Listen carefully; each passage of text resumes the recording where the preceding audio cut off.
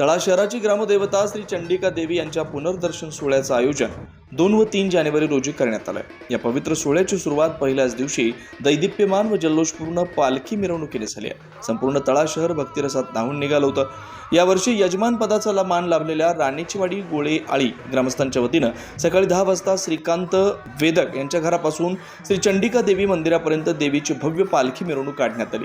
फुलांनी सजवलेली पालखी, आकर्षक विद्युत रोषणाई आणि जय चंडिका देवीच्या जयघोषानं परिसर दुमदुमून गेला होता।